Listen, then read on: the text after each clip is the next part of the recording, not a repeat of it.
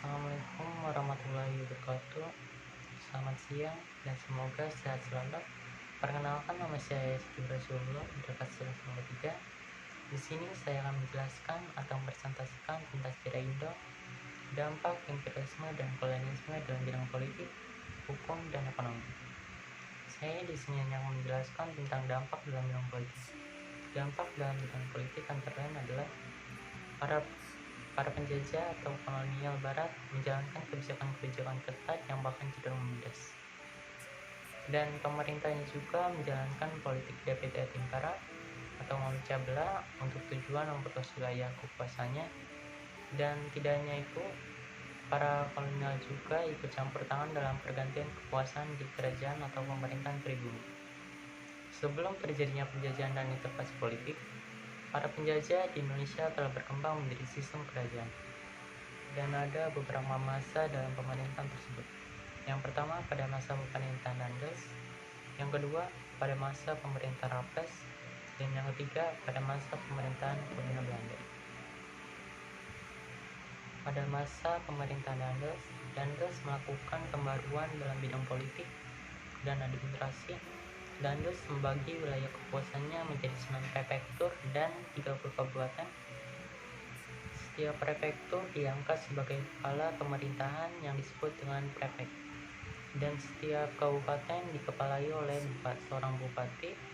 Status tersebut terwujud karena adanya sistem tanam paksa terhadap rakyat pribumi.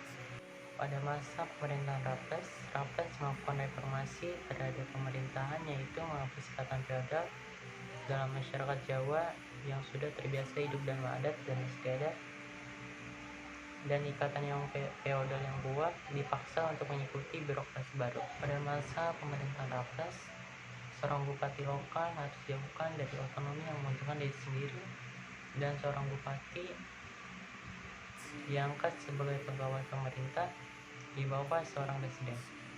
Dan Raffles juga membagi wilayah Jawa menjadi 16 residenan dan setiap presiden dikepalai oleh presiden dan dibantu oleh asisten presiden. Tujuan pembaruan Raffles tersebut untuk mereformasi sistem pemerintahan yang bersifat patrimonial dan untuk sistem pemerintahan yang bersifat modern dan rasional. Dan pada masa pemerintahan kolonial Belanda, sistem pemerintahan Raffles diperbaiki. Selain untuk menyatukan wilayah Hindia Belanda yang masih berbentuk kerajaan-kerajaan, pemerintah kolonial Belanda melakukan politik pasifikasi ke wilayah di Aceh, Sumatera Barat, Jawa, Kalimantan, Sulawesi, Sunda Kecil, Maluku, dan Papua. Penyatuan seluruh warga Hindia Belanda. Penyatuan warga seluruh wilayah Hindia Belanda tersebut baru berhasil ketika tahun 1905.